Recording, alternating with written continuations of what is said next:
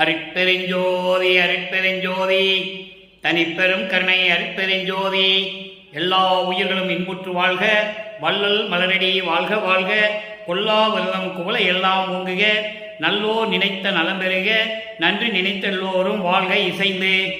உலக மக்களே, அறிவான அன்பர்களே, ஆண்மநேய ஒருமைப்பாட்டுடைய அன்பர்களே, வல்லப்பம நம கல்லிய திருவெட்பாவில் 3ஆம் திருமுறையில் ஜோதிட நாடல் என்ற பதிகத்தில் இருக்கின்ற பாடலுடைய விளக்கங்களை பார்த்து கொண்டிருக்கிறோம்.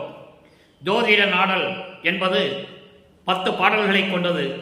ஒவ்வொரு பாடலிலும் நமது பிள்ளை பெருமான் அவர்கள் திருவொற்றியில் இருக்கின்ற தியாகராஜ பெருமானை எப்படி உருவகப்படுத்துகிறார் என்பதையும், அந்த இறைவனை பார்ப்பதற்காக எப்படியெல்லாம் முயற்சி செய்கிறார் என்பதையும், எந்த விதமான பலனும் இல்லாத நிலையில் எப்படி ஒரு ஜோதிடர்கிட்ட போய் ஜோதிடம் பார்க்க செல்லுகிறார் என்பதையும் ஒவ்வொரு பாடலிலும் ஒவ்வொரு விதமாக நமக்கு அள்ளி இருக்கிறார்கள். வல்லப்பமானவர்கள் ஏன் ஜோதிடம் பார்க்க செல்கிறார்கள் என்பதை நீங்கள் புரிந்து கொள்ள வேண்டும். வல்லப்பமானவர்கள் ஒரு தாயின் வழியாக இந்த மண்ணுலகை வருவிக்க உற்று 9 ஆண்டுகள் வரையிலும் தான் யார் என்று தெரியாத நிலையில் இருந்தபோது 9வது ஆண்டிலே அருட்பெருஞ்சோதி ஆண்டவர் ஆட்கொள்ளுகிறார். அவர் ஆட்கொண்ட பிறகு இந்த மண்ணுலகுக்கு வருவிக்க உற்றவர் என்ற நிலை மட்டும் அவருக்கு தெரிகிறது. மற்ற எந்த நிலையும் அவருக்கு தெரியாது. மறைப்பு நிலையில் இருந்து கொண்டிருக்கிறார். அருட்பெருஞ்சோதி ஆண்டவர் தன் மகனுக்கு மறைப்பு நிலையை கொடுத்து சமயங்களிலும் மதங்களிலும் மார்க்கங்களிலும் ஈடுபட செய்து, எப்படியெல்லாம் இந்த சமயங்களும் மதங்களும் மார்க்கங்களும் பல யுகங்களிலே 4 யுகங்களிலும் எப்படியெல்லாம் இருந்தன என்பதையும் தெரியப்படுத்த வேண்டும் என்பதற்காக தன் மகனை ஒரு தாயின் வழியாக இந்த மண்ணுலகை வருவிக்க செய்தார்கள் அருட்பெருஞ்சோதி ஆண்டவர் அவர்கள். அதன் பிறகு 9வது ஆண்டிலே ஆட்கொண்ட பிறகு இவர் மற்றவர்களைப் போலவே சமயங்களிலும் மதங்களிலும் மார்க்கங்களில் பற்று கொண்டு திருவொற்றியூர் செல்கிறார். திருவொற்றியூர் சென்ற பிறகு திருவிழா வீதி என்பது பவனி வரும்போது, தியாகராஜ பெருமான் பவனி வரும்போது அங்கு தெருவிலை நின்று கொண்டிருக்கிறார். அப்போ தியாகராஜ பெருமான் இவரை பார்த்தவுடனே திரும்பி பார்க்காமல் ஓடுகிறார். இவரும் பின்னாலே ஓடுறாரு. ஏன் தியாகராஜ பெருமான் ஓடுறாரு சொல்லி இவரும் பின்னாலே ஓடுறாரு. ஆனால் ஓட்டத்தை பிடிக்க முடியவில்லை என்ற விளக்கங்களையும் நாம் பார்த்து விட்டோம். அதன் பிறகு தன்னுடைய மன துயரத்தை, மனக்கவலையை எப்படியாவது தியாகராஜ பெருமானிடம் சொல்ல வேண்டும். நாம் போனால் ஒரு தெருவழியா ஓடுறாரு, நிற்க மாட்டேன்றாருன்னு சொல்லி நாரையையும் கிளிகளையும் தூது அனுப்புவார். அப்பவும் பதில் இல்லை. அதன் பிறகு ஒரு குறத்தி பெண்ணிடம் போய் குறி கேட்க செல்லுவார். இதெல்லாம் உலகியலிலே நடந்த விஷயங்கள். உலகியலிலே வருவிக்க உற்றதனால் அந்த விஷயங்கள் எல்லாம் இவர் உலக மக்களுக்கு தெரிவித்துக் கொண்டிருக்கிறார். எந்த பலனும் இல்லை. அதன் பிறகு இப்போ திருவொற்றியூரிலே நின்று கொண்டு இருக்கும்போது காட்சி கொடுக்கிறார், மறைந்து விடுகிறார். எந்த விதமான பதிலும் இல்லை. அதன் பிறகு ஒரு ஜோதிடம் பார்ப்பவரிடம் போய் ஜோதிடம் கேட்கிறார். அதாவது ஜாதகம் கேட்கிறார். ஜாதகத்தை போய் சொல்லுன்னு சொல்லி போய் ஒரு ஜோதிடர்கிட்ட போய் ஜாதகம் கேட்கிறாரு. அந்த நிலையில் இப்போ வல்லப்பமானவர்கள் இருந்து கொண்டிருக்கிறார்கள். வல்லப்பமானவர்கள் வருவிக்க உற்று 24 ஆண்டுகள் வரையிலும் எந்த விதமான அருளையும் பெறவில்லை. இறைவனை நினைத்து நினைத்து வாடுகிறார், வருந்துகிறார். ஏனென்றால் அருட்பெருஞ்சாண்டவர் அந்த மாதிரி ஒரு நிலையை அவருக்கு உருவாக்குகிறார். திருவிளையாடல் செய்து கொண்டிருக்கிறார்கள் அருட்பெருஞ்சோதி ஆண்டவர். இப்போ எப்படி ஜோதியம் கேட்கிறாரு?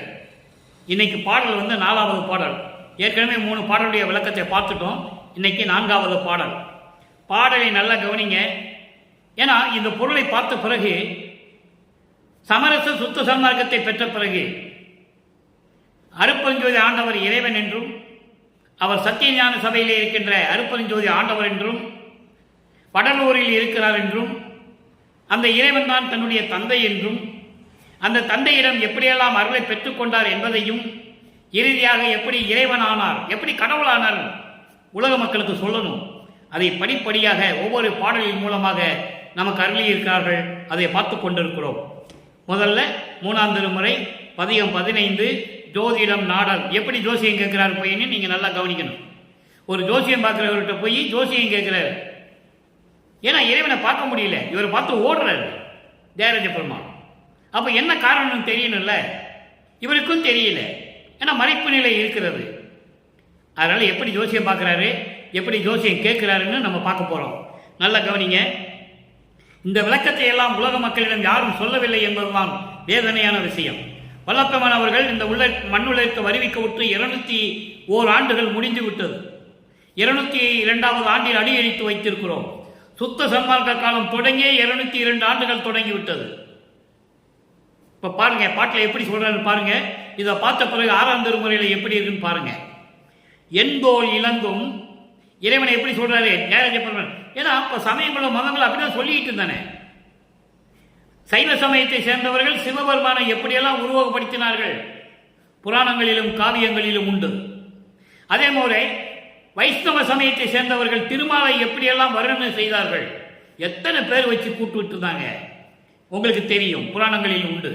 இப்படி ஒவ்வொரு சமயத்தை சேர்ந்தவங்களும் ஒரே கடவுள்னு சொல்லி பல பெயர்களை வச்சுக்கிட்டு இருந்தாங்க. ஆனால் சுத்த சன்மார்க்கம் அப்படி அல்ல.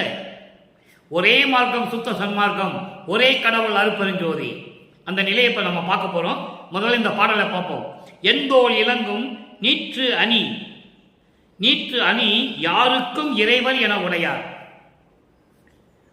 வண்டு ஓடிடும் பூங்கொன்றை அணிமாலை மார்வர் வஞ்சமிலா. தியாகராஜர் சொல்றார். அப்புறம் தன் தோய் பொழில் சூழ் ஒற்றியிறனார். திருவொற்றியில் இருக்கின்ற இறைவன் சொல்றாரு, தமக்கும் எனக்கும் மனப்பொருத்தம் உண்டோ இல்லையோ, ஜோதிடம் பார்த்து உரைப்பீர் புரிநூல் உத்தமரே. இது பாடல். இப்ப இந்த பாடலில் வருகின்ற பத உரை பாருங்க, அதன் பின் விளக்கம்.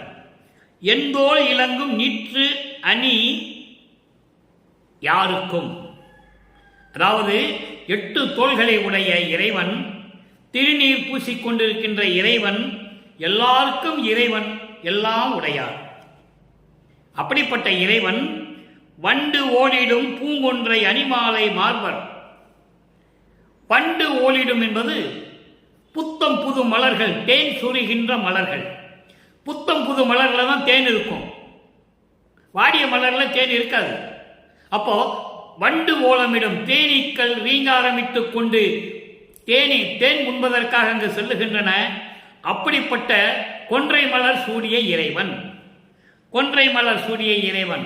சிவபெருமானுக்கு கொன்றை மலர் பிடித்த மலர் என்று சொல்லுவார் வல்லப்பெருமானவர்கள். எல்லாம் சொல்லுவார். ஏன்னா சமயங்களை மதங்களே மார்க்கங்கள் இருந்தவர் தானே, அவருக்கு தெரியாது. அதை நீங்க புரிஞ்சுக்கணும். அப்படிப்பட்ட இறைவன் வஞ்சமில்லாத இறைவன். தந்தோய் பொழில் சூழ் ஒற்றியினார். தந்தோய் பொழில் சூழ், அதாவது குளிர்ந்த நிலையில் நீர்நிலைகள் நிறைந்திருக்கின்ற, சோலைகள் நிறைந்திருக்கின்ற, வயல்கள் நிறைந்திருக்கின்ற, அழகு தோற்றத்தோடு விளங்கிக் கொண்டிருக்கின்ற திருவொற்றியூரில் இருக்கின்ற இறைவன். அந்த காலத்தில் திருவொற்றியூர் அப்படிதான் இருந்திருக்கு. அதனால அது சொல்ற, தமக்கும் எனக்கும் மனப்பொருத்தம் உண்டோ இல்லையோ, அப்படிப்பட்ட இறைவனுக்கும் எனக்கும் மனப்பொருத்தம் இருக்கா இல்லையா என்று எனக்கு தெரியவில்லை என்று தன்னை தலைவியாகவும் இறைவனை தலைவனாகவும் வர்ணனை செய்து ஜோதிடம் பார்க்க செல்லுகிறார்.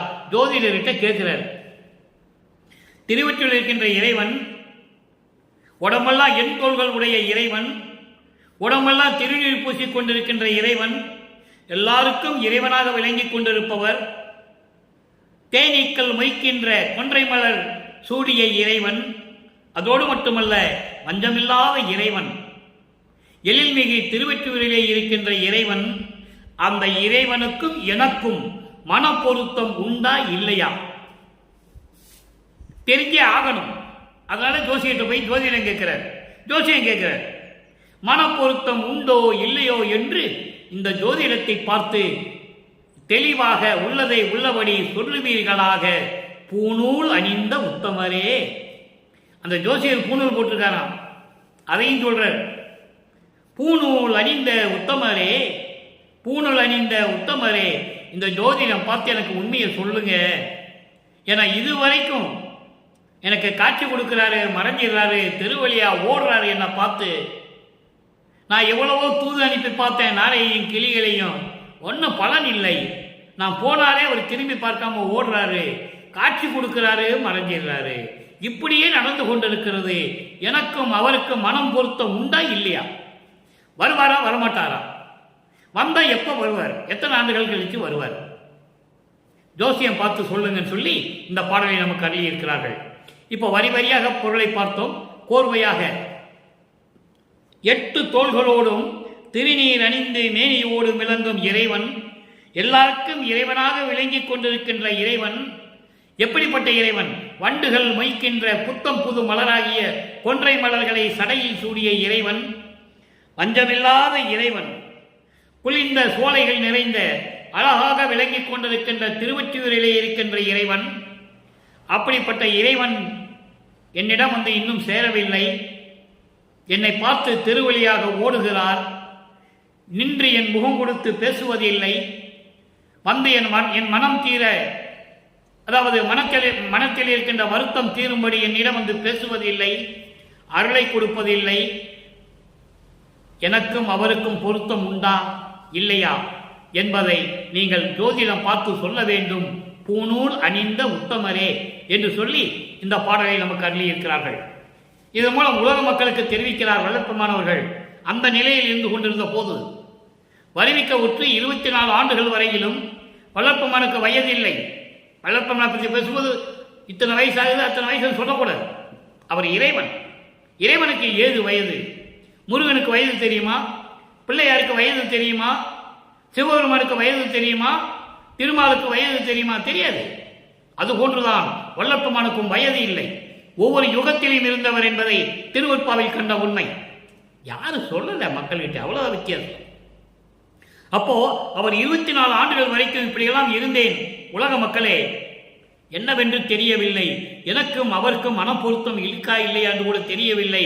அதற்காக நான் ஒரு ஜோதிடம் பார்க்க கூட சென்று விட்டேன். எனக்கு என்ன தெரியவில்லை, என்னவென்று தெரியவில்லை. அந்த மனக்குழப்பத்தில் இருந்து கொண்டிருக்கிறேன் உலக மக்களே என்று சொல்லி அந்த பாடலை நமக்கு அருளி இருக்கிறார்கள். சரி, இப்போ சமயங்களும் மதங்களும் மார்க்கங்களும் விட்டு வெளியே வந்தாச்சு. 65 ஆண்டவர் அவர் தந்தைகிட்ட அப்பா கிட்ட இருந்து சுத்த சன்மார்க்கத்தை வாங்கியாச்சு. வாங்கின உடனே அப்பா கிட்ட விண்ணப்பம் வைக்கிறார். அதனாலதான் 3ஆம் திருமுறைக்கிற பாடலுக்கு 6ஆம் திருமுறையை தொடர்பு படுத்தி இருக்கிறார்கள் வல்லற்பெருமானவர்கள் என்பதை இங்கே நான் பதிவு செய்ய கடமைப்பட்டிருக்கிறேன். அப்போ அங்க இவருக்கு ஒரு ஐயப்பாடு எப்பயுமே உண்டு. ஏன்னா இறைவனுடைய திருவிளையாடலை இந்த பிரபஞ்சம் தோன்றிய காலத்திலிருந்து கூடையே இருந்து பார்த்தவர். அருப்பாவில் இருக்கு, விளக்கம் இருக்கு. கூடையே இருந்து பார்த்தவர், எப்படியெல்லாம் நடந்தது, இந்த பிரபஞ்சம் எப்படி நடந்ததெல்லாம் பார்த்தவர் அவர். அதனால விண்ணப்பம் வைக்கிறார் அப்பா கிட்ட. பிள்ளை பெரு விண்ணப்பம். பிள்ளை என்பது இறைவனுடைய செல்வ பிள்ளை. அவர் மகன், அவர் செல்வப்பிள்ளை என்று அருட்பெருஞ்சாண்டவர் பெயரிட்டு செல்லமாக வளர்த்து கொண்டிருக்கிறார் இந்த பிரபஞ்சத்தை கையில கொடுக்கிறதுக்காக. அப்போ பிள்ளை பெரு விண்ணப்பம் 20வது பதிகம் 94வது பாடலை நல்லா கவனிங்க. கருணையும் சிவமே பொருள் என காணும் காட்சியும் பெருக, மற்ற எல்லா மருள் நெறி என நீ மற்ற அருள் மருள் நெறி என நீ எனக்கு அறிவித்த வண்ணம் பெற்றிருக்கின்றேன். இந்த 2 வரிக்கு முதல்ல விளக்கம், அதுக்கப்புறம் 2 வரி. கருணையும் சிவமே பொருள் என காணும் காட்சியும் பெருக, மற்ற எல்லாம் மருள் நெறி என நீ எனக்கு அறிவித்தவனும் பெற்றிருக்கிறேன். அப்போ சமயங்களிலும் மதங்களிலும் மார்க்கங்களில் இருக்கும்போது எந்த விதமான பலனையும் உன்னிடமிருந்து நான் பெறவில்லை. துன்பப்பட்டேன், துயரப்பட்டேன், மன உளைச்சலில் இருந்தேன் என்று கூறுகிறார். அதோடு மட்டுமல்ல, கருணையும் சிவமே பொருள். கருணையும், சிவம் என்றால் அன்பு, கருணையும் அன்புதான் கடவுள் என உன்னுடைய காட்சியெல்லாம் எனக்கு காட்டி, எப்படியெல்லாம் நீ திருவிளையாடல் செய்தாய் அதையெல்லாம் அந்த காட்சிகளெல்லாம் எனக்கு காட்டி, மற்ற எல்லாம் மருள் நெறி என நீ எனக்கு அறிவித்தபடி, மீதி எல்லாம் மருள் நெறி. அப்போ சுத்த சன்மார்க்கம் தான் அருள் நெறி. சமயங்களோ மதங்களோ மார்க்கங்களில் கூறப்பட்ட நெறிகள் எல்லாம் மருள் நெறி என நீ அறிக என்று சொல்லியபடி எல்லாவற்றையும் எனக்கு நீ கொடுத்து விட்டாய், நான் பெற்றிருக்கிறேன். அடுத்து வரி பாருங்க. இருள் நெறி மாயை வினைகளால் கலக்கம் எய்து. இருள் நெறி மாயை வினைகளால் கலக்கம் எய்தியது. இருள் நெறி அறியாமை, அறியாமையுடைய நெறிகள். சமயங்களிலும் மதங்களிலும் மார்க்கங்களில் கூறப்பட்ட முரண்பட்ட நெறிகள் எல்லாம் அறியாமையில் இருக்கின்ற நெறிகள் மாயையாலும் வினைகளாலும் என்னை வந்து அடைந்தது. யார் காரணம்? நீதானே காரணம் என்று சொல்லுகிறார். நீதானே காரணம், எய்தியது, என்னை அடைந்தது. மாயையாலும் வினைகளாலேயும் கலக்கம் எய்தியது, என்னை அடைந்தது. என்ன செய்வேன்? நீ இருக்க சொன்னாய், இருந்தேன். சமயங்களிலும் மதங்களிலும் மார்க்கங்களில் பற்று கொண்டு சில ஆண்டுகள் இருமகனே என்று சொன்னாய், இருந்தேன். உன்னுடைய திருவிளையாடல் அது, எனக்கு அதுக்கு சம்பந்தமே இல்லை. தெளிவாக சொல்லுகிறார். கலக்கம் எய்தியது, அதனால்தான் எனக்கு கிடைச்ச எல்லாம் வந்து என்னை சேர்ந்தது. என் செய்வேன் என் தாய், என் தாய் போன்று விளங்கிக் கொண்டிருக்கின்ற இறைவனே, நான் என்ன செய்வேன்? அதுக்கப்புறம் சொல்றார் பாருங்க, தெருநிலை இன்றி கலங்கினேன் எனினும் சிறுநெறி பிடித்தது ஒன்றில்லை. அருள் பக்குவம் எனக்கு இல்லை என்றாலும் கூட சிறுநெறிகளை பிடித்து நான் தொங்கிக் கொண்டிருந்தவன் அல்ல, சிறுநெறிகளை தொடர்ந்து கொண்டிருந்தவன் அல்ல. அவ்வளவு தெளிவாக சொல்றார் என்பதை நீங்கள் புரிந்து கொள்ள வேண்டும். பெருவிண்ணப்பம் வச்சாச்சு. எதுவும் அறியாத பருவத்தில் என்னை இப்படியெல்லாம் நீ சமயங்களிலும் மதங்களிலும் மார்க்கங்களிலும் இருக்க வச்சு எனக்கு அருள் பக்குவம் இல்லாட்ட கூட நான் சிறுநெறிகளை எல்லாம் பின்பற்றி தொங்கிக் கொண்டிருந்தவன் அல்ல என்பதை நீ புரிந்து கொள்ள வேண்டும் என்று கூறுகிறார். சரி, இப்ப விண்ணப்பம் வச்சாச்சு. இவருடைய மாயையுடைய விளக்கத்தை சொல்லணும். இவர் மண் உலகத்துக்கு வந்தார்ல, வருவிக்க உற்றார், இறைவனால் வருவிக்க உற்றவர். அப்போ அந்த மாயைகள் எப்படியெல்லாம் இவரை சூழ்ந்து கொண்டிருந்தன. நீ என்ன பண்ணுனேன்னு கேட்கிற.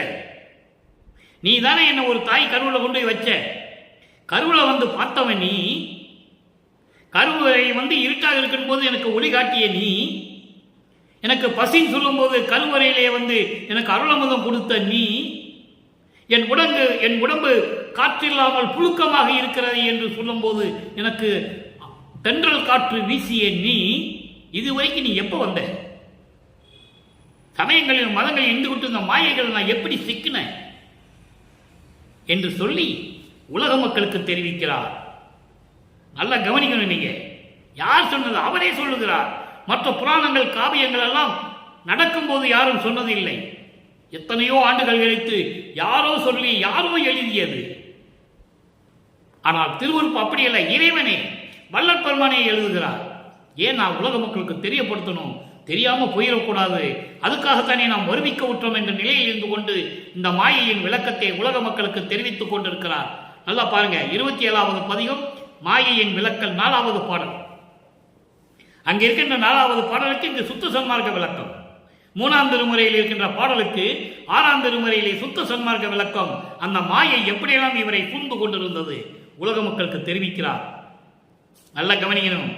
அத்தா, அத்தா என்றால் அப்பா, என் அப்பனே, நீ என்னை ஒரு தாயில் கையில் கொடுத்தாய். என்னை வந்து என்ன பண்ண? நீ ஒரு தாய் கையில் கொடுத்தாய். என்னை உருவாக்கி பெற்றெடுத்து உனது அருளால் என்னை உருவாக்கி ஒரு தாய் கையில் கொடுத்தாய். எந்த தாய்? சிவகாமி வெளியிட்ட கொடுத்து நீ என்னை வளர்க்க சொன்ன. ஆனா அவ என்ன செஞ்சா தெரியுமா? அதையும் சொல்லணும்ல. அந்த தாய் அவள் மகள் கையில் கொண்டு போய் கொடுத்து விட்டாள். அவள் மகள் கையில் யாரு?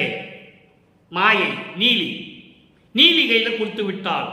அந்த நித்திய மகள் ஒரு நீலி பால் கொடுத்தாள். நீ என்ன வளர்க்க சொல்லி சிவகாமி வெளியிட்ட கொடுத்த, அவ கொண்டு போய் ஒரு நீலி கிட்ட கொண்டு போய் கொடுத்துட்டாள். அந்த நீலி என்ன பண்ணாள்? நீலியோ தன்புடையாடும் தத்துவ மடவால் தன் கையில் கொடுத்தாள். தத்துவ பெண்கள் இருக்காங்களே, தத்துவங்களை பெண்கள் என்று சொல்லுகிறார். தத்துவ பெண்கள்கிட்ட போய் கையில கொடுத்துட்டான். தத்துவங்கள் 36 தத்துவங்கள், 60 தத்துவிகள் அங்க கொண்டே கொடுத்துட்டா. அவங்கெல்லாம் என்ன பண்ணாங்க? அந்த கருவறையில் நான் இருக்கும்போது என்ன நீ வளர்க்க சொல்லி சிவகாமி வெளியிட்ட கொடுத்த, என் தாய்கிட்ட கொடுத்த, அவ கொண்டு போய் ஒரு மககிட்ட கொடுத்துட்டா. மாயை கிட்ட கொண்டு போய் அவ கொண்டு போய் ஒரு நீலி கிட்ட கொடுத்துட்டா. அப்ப நான் அந்த கருவறையில் இருக்கும்போது நான் எப்படியெல்லாம் கஷ்டப்பட்டேன். தத்துவ குடும்பங்கள், தத்துவ பெண்கள் என்னை கொஞ்சுகிறேன் என்று சொல்லி மேல தூக்கி போட்டு போட்டு போட்டு விளையாட்டி காட்டி என்னை பயமுறுத்தினார்கள் என்று சொல்லுகிறார். இதெல்லாம் கருவறையிலேயே நடக்கிறது. நல்லா புரிஞ்சுக்கணும். நீங்க எல்லாமே ஒரு தாயின் கருவறையில் நடந்து கொண்டிருக்கிறது. அப்போ அந்த கருவறையில இருக்கும்போது எப்படியெல்லாம் துன்பப்பட்டேன் மாயகிட்ட சிக்கின்னு சொல்ற. குழந்தைய கொஞ்சம் சொல்லி மேல தூக்கி போடுறது. உலகியல்ல தெரியல, குழந்தைய அப்படியே மேல தூக்கி போட்டு கொஞ்சுவாங்க. அந்த மாதிரி இந்த தத்துவ பெண்கள் எல்லாம் என்னை மேல தூக்கி போட்டு போட்டு கொஞ்சுறேன் மகிழ்கிறேன் என்று சொல்லி என்னை பயமுறுத்தினார்கள். எப்படி வெம்பயமே காட்டினார்கள். நான் கத்த கத்த அலற அலற எனக்கு பயம் காட்டினார்கள். பயம் காட்டினார்கள். நானும்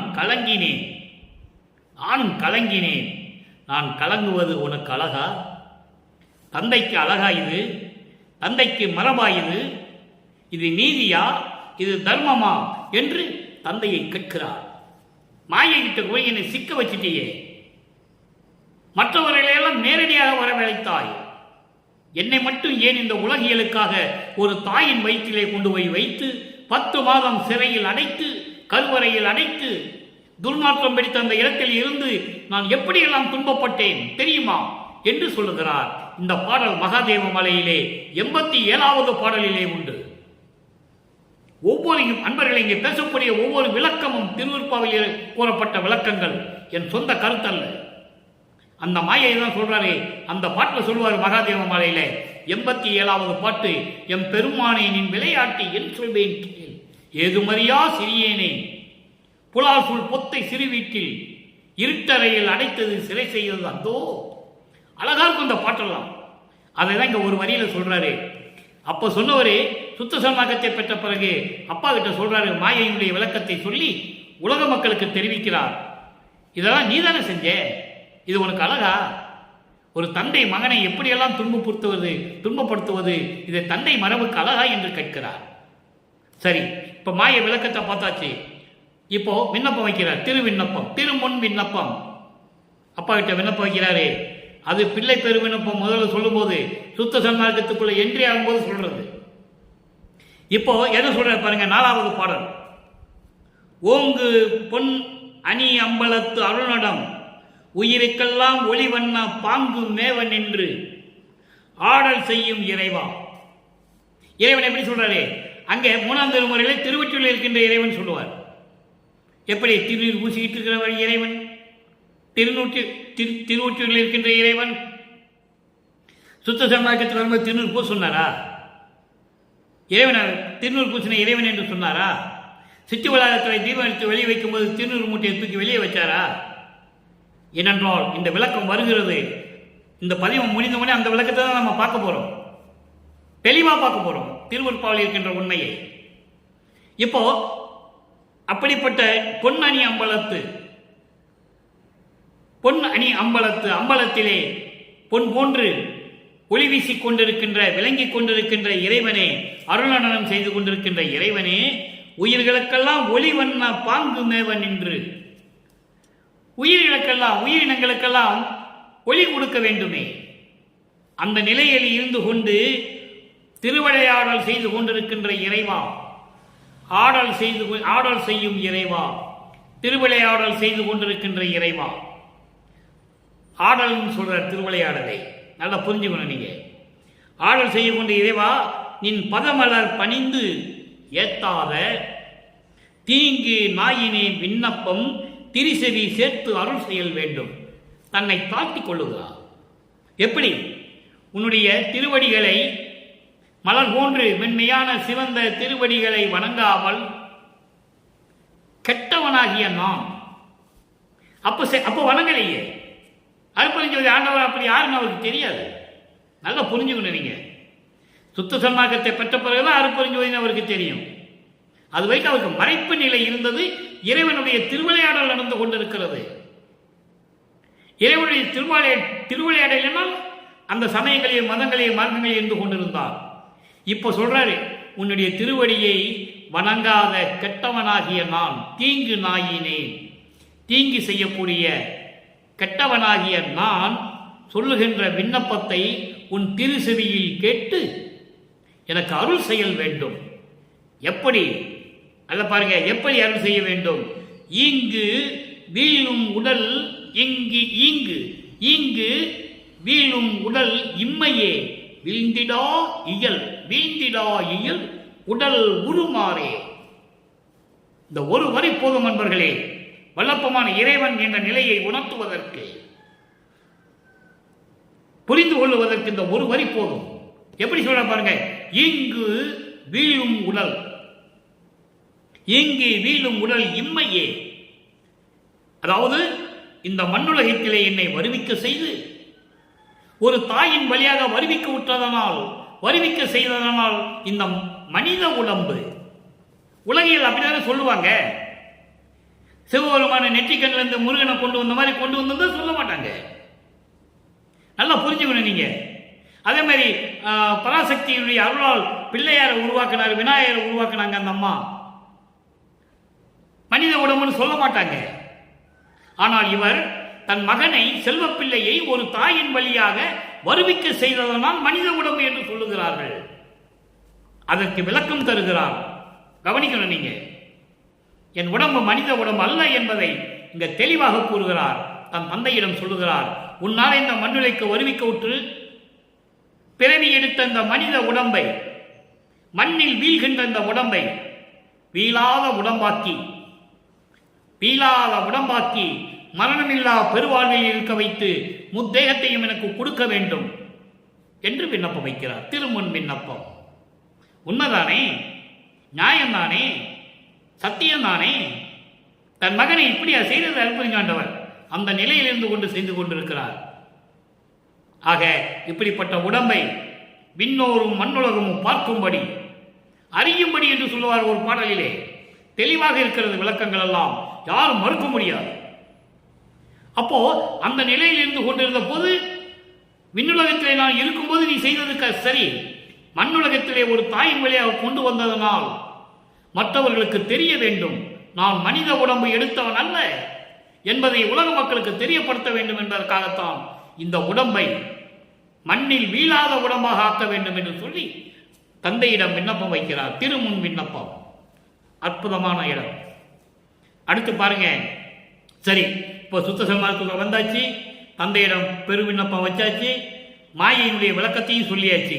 எப்படியெல்லாம் இந்த மாயைகள்லாம் தத்துவங்கள்லாம் என்னை பயமுறுத்தினு சொல்லியாச்சு. இப்போ தந்தையிடம் சொல்லியாச்சு, உன்னால தானே இந்த உடம்பு எடுத்துட்டு வந்தேன், இந்த உடம்பை எல்லாரும் அறியும்படி நீ அழியா உடம்பா ஆக்கிடணும்னு சொல்லிட்டாச்சு.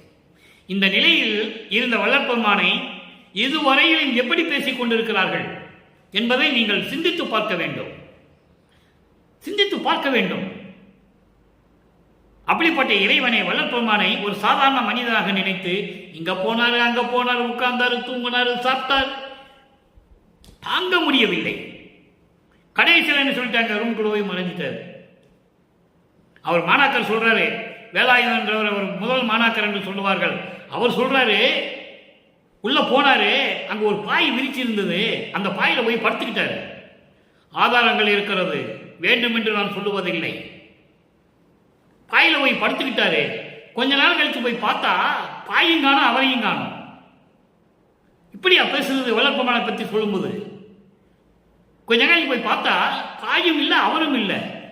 அப்புறம் எல்லாத்தையும் சொல்லியிருக்காரு, ஐரோப்பியாவுக்கும் ரஷ்யாவுக்கும் அமெரிக்காவுக்கும் வேலை செய்ய போறேன், உலக சமாதானத்துக்கு வேலை செய்ய போறேன்னு சொல்லிட்டு ஐரோப்பிய நாடுகளுக்கு சென்று விட்டார். எப்படி மக்கள் நம்புவாங்க? கூட இருந்த ஒரு முதல் மாணாக்கர் என்று சொல்லப்பட வேலாயுதனை சொல்லும்போது எப்படி பிற மக்கள் வல்லற்பெருமானை நம்புவாங்க? இருக்கு, அதை ஒரு கல்வெட்டில் அடிச்சு வேற நிற்க வச்சிருக்காங்க சித்தி வளாகத்தில்.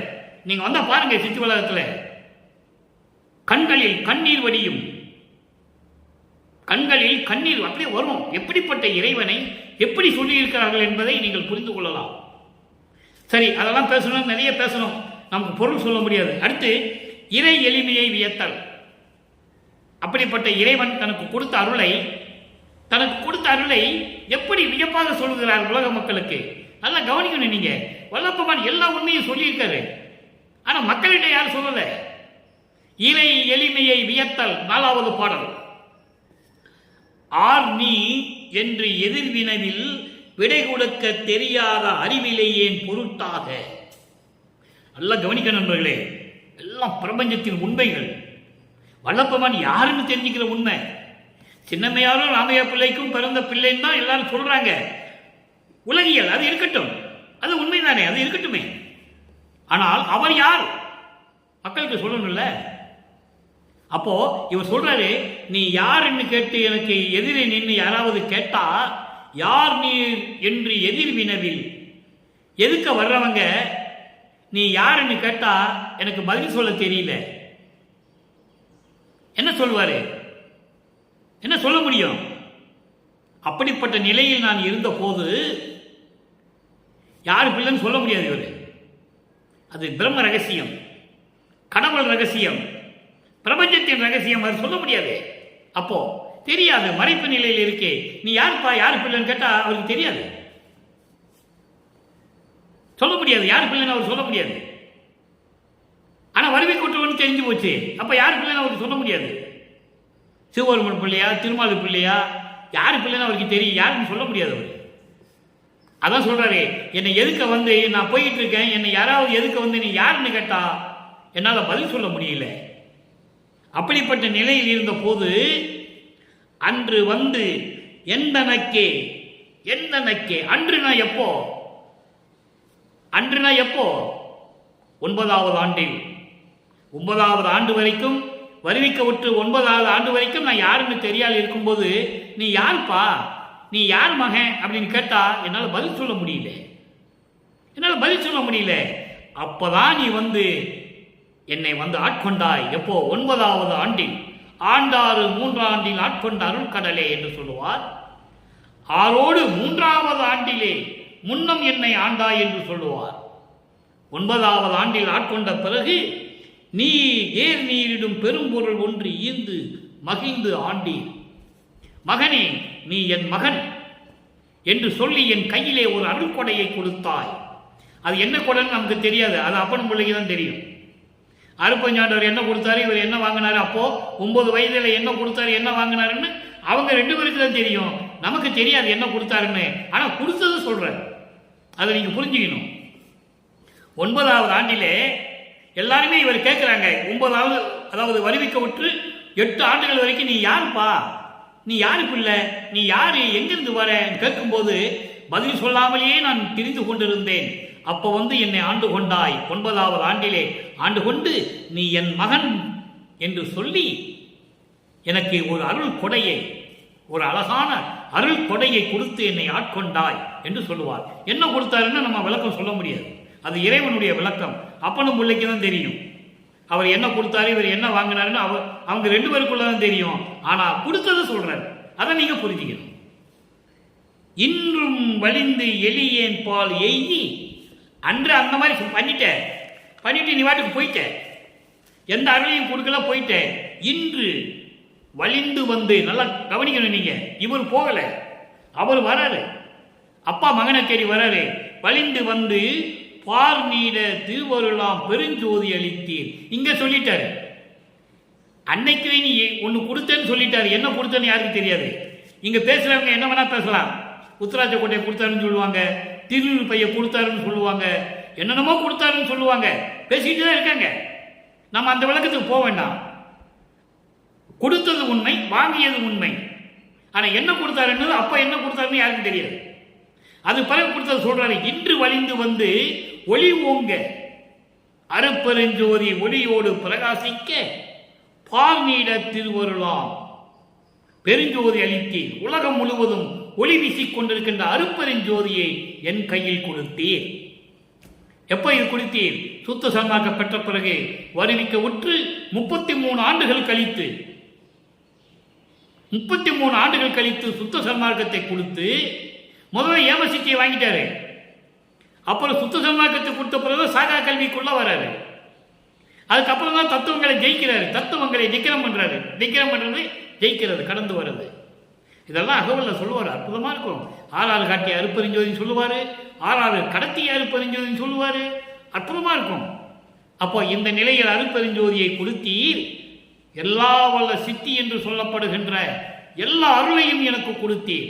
பண்பு உறவும் எல்லாரையும் கொடுத்து செய்தீர் நார் நீட நான் தானாய் நடம்புரிகின்றீரே. நார் நீட, நார் நீட என்பது அருள் மனம் வீசக்கூடிய, நார் என்பது மனம், நீட என்பது வீசக்கூடிய. அப்போ அருள் மனம் வீசக்கூடிய, அருளோடு விளங்கி கொண்டு நான் தானாய் நடமாடுகின்றேனே, நீயும் நானும் ஒன்றாகிவிட்டோமே என்று சொல்லுகிறார் வல்லற்பெருமான். இறைவனாகிவிட்டார். நல்லா புரிஞ்சுக்கணும் நீங்க. அதனாலதான் 1ஆம் திருமுறையிலிருந்து 4ஆம் திருமுறை வரைக்கும் எப்படி இருந்தாருன்னு சொல்றாரு. அதுக்கப்புறம் நம்ம இப்படியெல்லாம் இருந்துட்டோமே, உலக மக்களுக்கு அதெல்லாம் பொய்ன்னு சொல்லணும்ல. நான் தெரியாம இருந்துட்டேன், எங்க அப்பா திருவிளையாடல் பண்ணிட்டு இருந்தா நான் தெரியாம இருந்துட்டேன்னு உலக மக்களுக்கு சொல்லணும்ல. அதுக்கு தான் 6ஆம் திருமுறையை உருவாக்கி உலக மக்களுக்கு சொல்லுகிறார். நான் இப்படிலாம் இருந்துட்டேன் தெரியாம, இப்போ திருவிளையாடல் முடிய போகுது, எங்க அப்பனுடைய திருவிளையாடல் முடிய போகுது, நானும் அவனும் ஒன்னாயிட்டோன்னு சொல்லணும். சொல்றேன், நான் தானாய் நடம் செய்கின்றேனே, நீ நானும் வேறல்ல, நான் தானானான் தான் நானானான் நானும் தானுமானோம் என்று சொல்லுவார். இவன் அவனாகிவிட்டான் என்று சொல்லுவார். அற்புதமான நிலைகளாக இருக்கு திருவருட்பாவில். அப்படி நார் நீட நான் தானாய் நடம்புரிகின்றீரே, அருள் மனத்தோடு அருள் வீசிக்கொண்டு அருளோடு நான் நீயாக இருந்து கொண்டு நடனம் செய்து கொண்டிருக்கிறீரே நடராஜரே. மறுபடியும் சொல்றேன், இன்னைக்கும் சொல்றேன், 3 வருஷமா சொல்லிட்டு இருக்கேன். இறைவன் எனக்கு அருட்பா விளக்கம் கொடுத்ததுலேருந்து சொல்லிட்டு இருக்கேன். நான் அதுக்கு முன்னாடி நானும் அதான் நினைச்சிட்டு இருந்தேன். நடராஜன் வேறு, நடராஜன் தான் அருட்பெருஞ்சோதின்னு நான் அப்போ நினைச்சிட்டு இருந்தேன். நான் சுத்த சன்மார்க்கத்துக்கு வந்து 10 வருஷம் ஆகுது, இறைவனால் ஆட்கொள்ளப்பட்டு. நான் வந்த புதுசில் நான் அப்படிதான் நினைச்சிட்டு இருந்தேன்.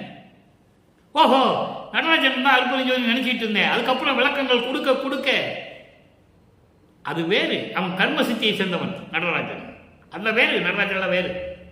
இங்க நடராஜன் அதுக்காக இங்க சொல்றாரு, நடம்புரிகின்றீரே நடராஜரே, தனி நடராஜ பதியை என்று சொல்லுவார். நடராஜபதி மாலையில வரும், நடராஜபதி மாலையில வரும், தனி நடராஜபதியை என்று சொல்லுவார். ஏன் தனி நடராஜபதி சொல்றாரு? அவன் சமயங்களையும் மதங்களையும் மார்க்கங்களையும் சேர்ந்த கர்ம சித்திகளை பெற்றுக்கொண்ட சைவ சமயத்தை சேர்ந்தவன் அந்த இறைவன் நடராஜன். நினைவுகள், அதாவது மறைப்பு நிலையில் இருக்கும்போது அவரும் சொல்லிட்டு தான் இருந்திருக்கிறாரு. நடராஜன் நடராஜன் சொல்லிட்டு இருந்திருக்காரு. அது சுத்த சன்மார்க்கத்தை பெற்ற பிறகுதான் சொல்றாரு, நடராஜன் என்பது அருட்பெருஞ்சோதி. எல்லாம் சொல்லுவாங்க நடராஜன் அருட்பெருஞ்சோதி எல்லாம் ஒண்ணுதாங்க. ஒண்ணுதாங்க. நடராஜா கோயிலில் போய் அருட்பெருஞ்சோதி சொல்ல முடியாது. சொல்லி பாருங்களேன், சொல்ல முடியாது, வேறு. அதனால்தான் அருட்பெருஞ்சோதி அருட்பெருஞ்சோதி தனிப்பெருங்கனை அருட்பெருஞ்சோதி என்ற மகாமந்திரத்தை நமக்கு அருளினார்கள் வல்லற்பெருமான் அவர்கள். அப்படிப்பட்ட நடராஜரே, உமக்கு நான் ஏது செய்வேனே என்று சொல்லுகிறார். சரி, இப்போ சுத்த சன்மார்க்கத்துக்குள்ள வந்தாச்சு, பிள்ளை பொறுப்புன வச்சாச்சு, அந்த மாயகிட்டெல்லாம் எப்படி சிக்கி இருந்தாருன்னு சொல்லியாச்சு. தெளிவா சொல்றாரு, நீ என்னை பெத்தெடுத்து ஒரு தாய்கிட்ட கொண்டு போய் கொடுத்துட்ட, இவனை வளர்த்து கொடு, 51 வருஷம் கழிச்சு இவன் தான் பிரபஞ்சத்தை ஆளணும்னு சொல்லி அவன்கிட்ட கொண்டு போய் கொடுத்த. அவன் என்ன பண்ணா, மாயகிட்ட கொண்டு போய் கொடுத்துட்டான். அவங்க வந்து தூக்கி விளையா போட்டு என்ன எப்படியெல்லாம் பயமுறுத்தினாங்க தெரியுமான்னு சொல்றாரு. அதெல்லாம் நம்ம பார்த்துட்டோம். இப்போ அருளை வாங்கியாச்சு, அருட்பெருஞ்சோதி தான் கடவுள்னு சொல்லியாச்சு. இப்போ பாருங்க, பெரா பேரு 51வது பதிகம், பெரா பேரு 6ஆம் திருமுறை 4வது பாடல். எல்லாம் சொல்லணும்ல, உலக மக்களுக்கு சொல்லணும். அச்சம் எல்லாம் தவிர்த்து அருளி. அவருக்கு ஏது அச்சம்? அச்சம் ஏன் சொல்றாரு? சமயங்களிலும் மதங்களிலும் மார்க்கங்களில் இருக்கும்போது பட்ட பயங்கள், அந்த துன்பம் துயரங்கள் பயம் இருக்க இன்னும் அவர் ஆட்டிக் கொண்டிருந்தது. அந்த அச்சத்தை எல்லாம் நீக்கி இச்சையெல்லாம் அளித்த, நான் விருப்பப்பட்டதை எல்லாம் கொடுத்த அம்மா, என் அப்பா, என் ஐயா, என் அரசே.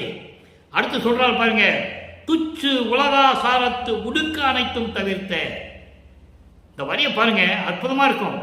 துச்சு உலகாசாரத்து உடுக்க அனைத்தும் தவிர்த்து.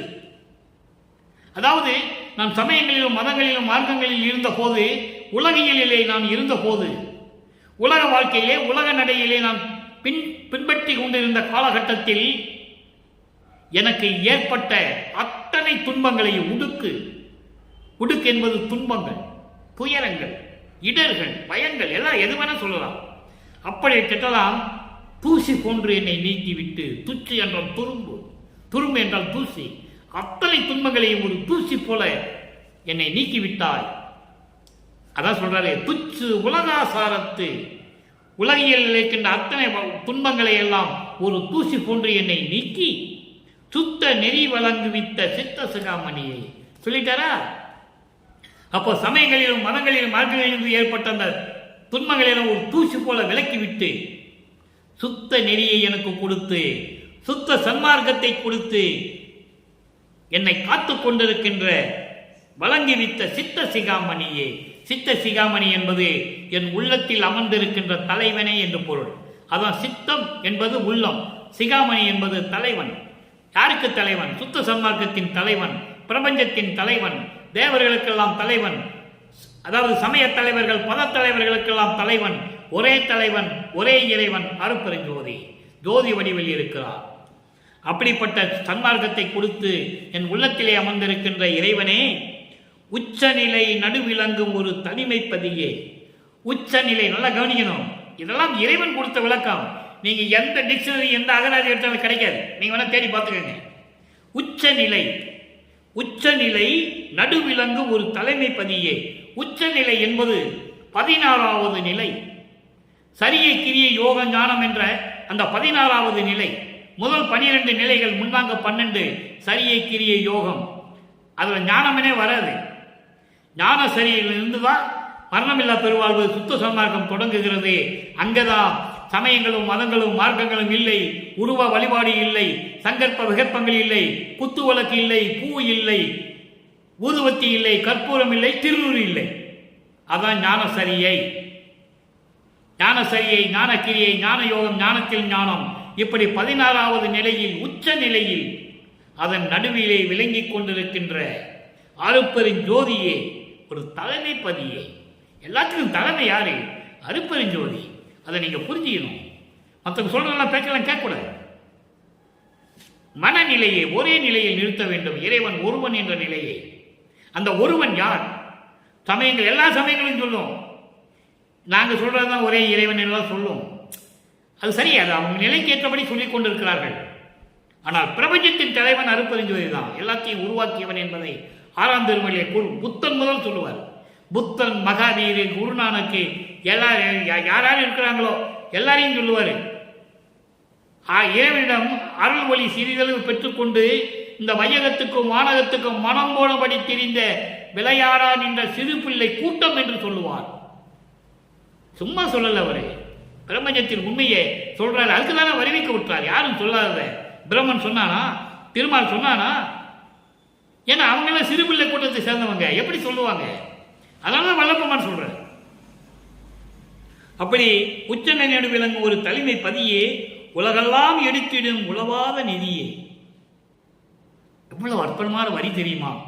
உலகமெல்லாம் எடுத்திடணும், எல்லா உலகங்களும் சேர்ந்து உன்னுடைய அருள் செல்வத்தை எடுக்க எடுக்க எடுக்க வந்துகிட்டே இருக்கும், குறையாது என்ற உளவாத நிதியே, குறைவில்லாது அழிவில்லாத நிதியே, அருள் செல்வமே. அவ்வளவு வச்சிருக்க நீ உன்னிடம் எடுக்க எடுக்க எடுக்க அது குறையாதுன்னு சொல்ற. இச்சமயம் எழுந்தருளி இரவாத வரமும் எல்லாம் செய்வல்ல சித்தின் இயற்கையும் தந்தனையே உறுதிப்படுத்துகிறார். முடிவாக இந்த நேரத்தில் எனக்கு முன் எழுந்தருளி இரவாத வரமும், எப்படி சொல்றார் பாருங்க. இதைதான் அங்க வைப்பாரு. உன்னால வருவிக்க வச்சு இந்த மனித உடம்பு எடுத்தன்ல, எல்லாருக்கும் முன்னாலேயே எனக்கு அழியாத தேகத்தை கொடு, மரணமில்லா பெருவாழ்வு கொடு, என்னை ஒளியாக்குன்னு சொல்றாரு. அதுதான் சித்தி வளாகத்திலே நடந்தது. நல்லா புரிஞ்சுக்கணும். நீங்க உலகம் அறியும்படி நீ எனக்கு செய்யணும். ஏன்னா உன்னாலதான் நான் மனித உடம்பு எடுத்துட்டு வந்தேன். நாளைக்கு என்ன ஒரு சாதாரண மனிதனாக பேசிட்டு இருப்பாங்க. அந்த நிலையை மாற்றணும். அப்ப நீ என்ன பண்ணணும்? நீ தான் வரணும். நீ என்னோட கலந்துக்கிட்டு நான் இறைவன், உன்னுடைய பிள்ளை, உன்னுடைய மகன் என்று சொல்லணும். அந்த நிகழ்ச்சி தான் சித்தி வளாகத்திலே நடந்தது என்பதை இங்கே நான் பதிவு செய்ய கடமைப்பட்டிருக்கிறேன். 51வது ஆண்டு திருவிளையாடல் முடிகிறது. அப்படி அந்த நிலையில் இருந்து கொண்டு எல்லா வள சித்தின் இயற்கையும் தந்தனையே என்னை இறைவனாக்கி விட்டே என்று சொல்வார். இதையெல்லாம் திருவருட்பாவில் அருட்பெருஞ்சோதி அகவல்ல சொல்லுவார். என்னையும் பணி கொண்டு இரவா வரமளித்து அன்னையில் உவந்த அருட்பெருஞ்சோதி. முடிவான விளக்கம் அகவல். தான் பெற்றதையெல்லாம் அகவலில் சொல்லுவார். இங்கே நடந்த போராட்டங்கள் எல்லாம் மக்களுக்கு தெளிவாக சுருக்கமாக சொல்லணும். 51 ஆண்டுகள் போராடி இருக்கிறார் தந்தையிடம். அதை நீங்கள் முதல்ல புரிஞ்சுக்கணும். சும்மா வந்தவனே அருட்பெருஞ்சோதி வந்து தூக்கி கொடுத்துடல அவருக்கு. எத்தனை வருஷங்கள், எத்தனை ஆண்டுகள், 33 ஆண்டுகள் தன் மகனை துன்புறுத்தி வற்புறுத்தி, அப்பா அந்த நிலைகளெல்லாம் மாறி சுத்த சன்மார்க்கத்தை கொடுத்த பிறகு அப்போதான் அவர் கொடுக்கிறார். ஏன்னா மகனுக்கு அருள் பக்குவத்தை கொடுக்க வேண்டும். இந்த பிரபஞ்சத்தை இயக்கக்கூடிய திறமை அவனுக்கு வரணும், அந்த ஆற்றல் வரணும். அதுக்காக தான் இதெல்லாம் செஞ்சார் என்றதை பின்னால் வளர்ப்புமான் சொல்லுவாரு. எல்லாமே எங்கள் அப்பா செஞ்ச திருவிளையாடல் நினச்சிக்கிட்டேன். அனுபவ மாலையில் 100வது பாட்டில் 5வது வரியில் சொல்லுவார். பாருங்க, திருவருட்பாவை எடுத்து அனுபவ மாலையில் 100வது பாடல் சொல்லுவார். எல்லாமே உன்னுடைய திருவிளையாட்டை நான் தெரிஞ்சுக்கிட்டேன். ஏன்னா உன்னை நினைச்சு நான் வருத்தப்பட்டேன். அப்பா இப்படியெல்லாம் செய்கிறாருன்னு சொல்லி நான் வருத்தப்பட்டது உண்மைதான். ஆனால் அதுக்கு பிறகு தெரிஞ்சது எல்லாமே உன்னுடைய திருவிளையாடல் எனக்கு தெரிஞ்சது சொல்லி இந்த பாடலை நமக்கு அருளி இருக்கிறார்கள். அடுத்து திருவந்தியார் பாதத்தில் ஒரு 3 வரி. துன்பம் தவிர்ந்தது, தூக்கம் தொலைந்தது. நான் ஏற்கனவே சொல்லியிருக்கேன், தூக்கம் தொலைந்ததுன்னு ஏன் சொல்லணும்? இறைவனுக்கு தான் தூக்கம் இருக்காது, அதை குறிப்பிடுக்காது சொல்றாரு. துன்பம் தவிர்ந்தது, சமயங்கள் மதங்கள் மார்க்கங்களுடைய துன்பம் போயிடுச்சு, தூக்கம் போயிடுச்சு, இறைவனாகிவிட்டேன், இன்பம் கிடைத்தது, பேரின்பமாக இருக்கிறேன் என்று உந்திப்பற, எண்ணம் பழித்தது என்று உந்திப்பற, நான் நினைத்ததெல்லாம் நடந்து விட்டது என்று சொல்லி உந்தியே, உந்தி என்பால் அது ஒரு சக்தி, காற்றில் உந்துகின்ற ஒரு சக்தி, அருவமாக இருக்கக்கூடிய ஒரு சக்தி. அந்த சக்தி என்று சொல்லுகிறார். பிரபஞ்சத்தில் போய் சொல்லுன்னு சொல்றார். எனவே அன்பர்களே, நேரம் கடந்து விட்டது. அருட்பாவை பற்றி பேச பேச உள்ளம் பூரிக்கும். அவ்வளவு ஆனந்தமா இருக்கும், அவ்வளவு அற்புதங்கள் இருக்கு திருவருட்பாவுல. ஆகவே அப்படிப்பட்ட இறைவனை நீங்களும் வணங்கி கொலையும் புலையும் தவிர்த்து சைவ நெறியில் இருந்து கொண்டு சுத்த சன்மார்க்கத்தில் இருந்து கொண்டு உருவ வழிபாடு செய்யாமல் தீப வழிபாடு செய்து இறைவனுடைய அருளையும் செல்வங்களை எல்லாம் பெற்று இந்த வையகத்தில் நீங்கள் வாழ்வாங்க வாழ வேண்டும், நோயற்ற வாழ்வில் நீங்கள் வாழ வேண்டும் என்று இறைவனுடைய தயவாலயம் கருணையாலையை வாழ்த்தி இந்த வள்ளலார் ஒளியன் விடைபெறுகிறேன். மீண்டும் நாளை சந்திப்போம். நன்றி, வணக்கம். அருட்பெருஞ்சோதி, அருட்பெருஞ்சோதி, தனிப்பெரும் கருணை அருட்பெருஞ்சோதி.